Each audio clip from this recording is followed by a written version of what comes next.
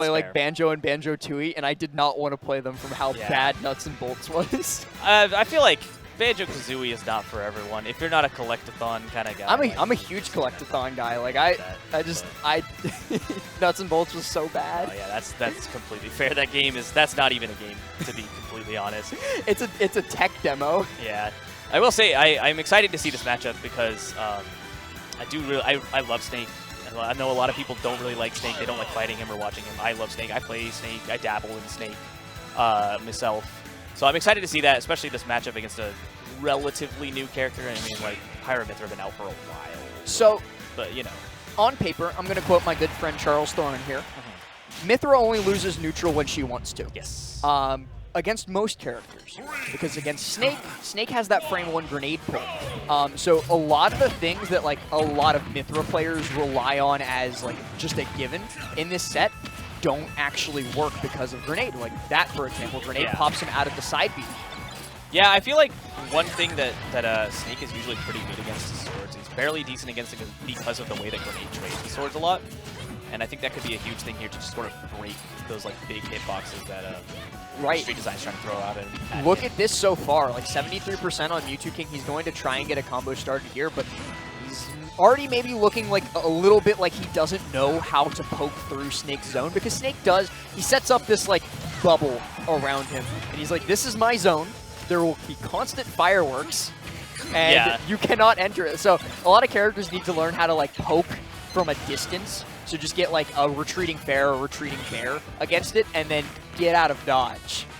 Right, definitely sort of a light show. The bullet hell that Snake plays is kind of tough to get through most characters, but I feel like in this matchup particularly, I think Mythra's speed is something that could be massive for Mew2King to kind of navigate through that. These edge guarding situations will be really good for Streetdzine though, as the recovery is not great from the Aegis, but he does make it back there, Mew2King. Yeah, and I think that's one thing that we also like need to take a brief second to talk about.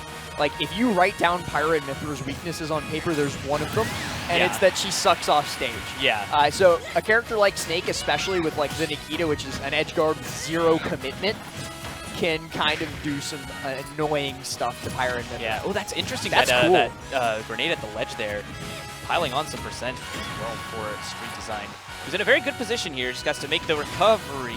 That was interesting, but he does make it back. Yeah, pops himself up with C4. Does get caught by the Pyra up air. So Mew2King has managed to even this up. Is C4? No, C4 is on the platform. Yes. For a second, I thought C4 was on Mew2King. Fun fact: if you do like blade switch, it pops the C4 off of you. Like it makes them like intangible and you lose it. It's like Pokemon Trainer switch, right? Yeah, exactly. Okay. I'm glad it does. That they're consistent with that. I think C4 should stay on all of them. You're a Snake fan. You don't get an opinion from a Snake here. player perspective, yes, but for a consistent thing, yeah. Anyway, though. Either way, Mew2King definitely like giving Streetdzine his space. Definitely like recognizing that it's probably not the best idea to mash his buttons into Snake with grenade. Yeah, and that's exactly why. So risky. Like, if you can force side B out of Mythra, like you can get a massive punish off of that. Just the timing is like all you really need there. I like that short hop air dodge that Mew2King just did, and it's not going to kill, but it's a lot of nice percent. Mew2King just not quite aware of the C4 that was on the platform and just kind of let it hit him. I think he's losing track of it a little bit. Yeah. I mean, it's hard to... Oh, there's so much to think about, but that is a huge shield break for Mew2King, and that will take a stock and even it out. It's still very doable here. Is still going to take the damage from that mortar thanks to Foresight, but it does get him away from a potential follow-up off of it. Looks for the F smash there as well.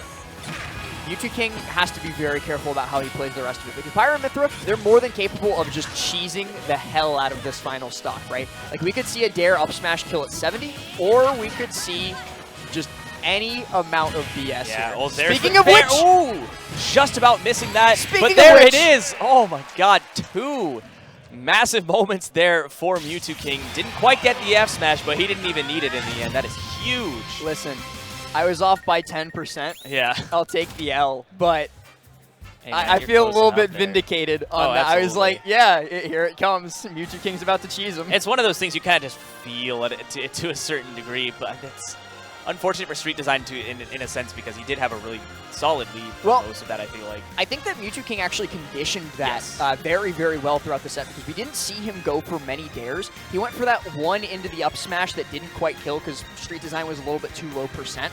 But throughout the rest of it, he was just kind of letting Streetdzine get away with a lot of unsafe rolls. And then at the very end of the game, he was like, hey, by the way, I know that you like rolling, and I have a dare just for you. Yeah, I mean, it almost goes without saying that Mew2King is a very smart player. Right, he knows how to condition his opponents into exactly what he wants them to do. Right, and I will say, he definitely was pretty consistent in getting those down airs on that top platform of Smashville. We saw I think he was a 2 good for 2. few of those, yeah. I mean, I think the only one that really let him down was when he went for that F smash, but it literally did not matter because he killed, ended the game 2 seconds later anyway. He went for the F smash, missed, and then just like, okay, I'll just dare again. Yeah, honestly, the double down is what you need sometimes, you know. I feel like Mew2King's definitely also like the king of doubling down on something. Yeah. Like if it doesn't work the first time, I will do it until it works. That's what the 2 stands for. Stands for a second dare. Yeah. Ooh, the palette swap from Streetdzine, big fan of that. I also, I gotta point out that Mew2King is playing the grimy Aegis skin. I was actually gonna mention that because it's throwing me off. Right. It's the Pyra skin Mythra and the massive he's down super air. dead. That with the C4, I think was on the stage too. So Sorry. there's literally nothing that Streetdzine can do there. Did I just hear Mew2King yell, "That's optimal" from on stage, or was that someone in the crowd? Because I can't tell. I couldn't tell either. That was really funny. If Mew2King just like mid-set kills you and yells, "That's optimal," you lost. Yeah. It's a huge start for him too. And Streetdzines look very good throughout this set, but that is a massive. Oh no, not again! Get him. He does Cypher Armor through that. That was terrifying. Yeah, that could have been a huge moment. If Streetdzine loses his stock there, that's almost a set, you know. Right. And very tough comeback to make. This is why I'm so confused as to why Streetdzine picked Kalos as his counter pick, because like he has just severely neutered his recovery options here.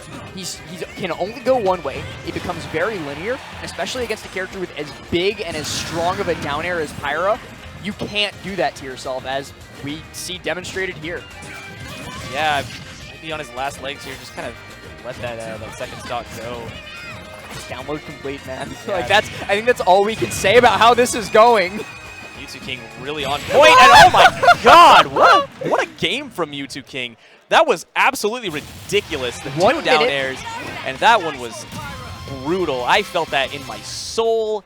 Mew2King with a convincing game 2 and taking the set. And honestly, Streetdzine played not bad. No, that first game, he was actually very good. In that second game, he just got steamrolled. Right. Game 1, I think I'm going to be honest with you. Game 1, he wasn't respecting Mew2King, and it was working. Yeah. Game 2, he went in, he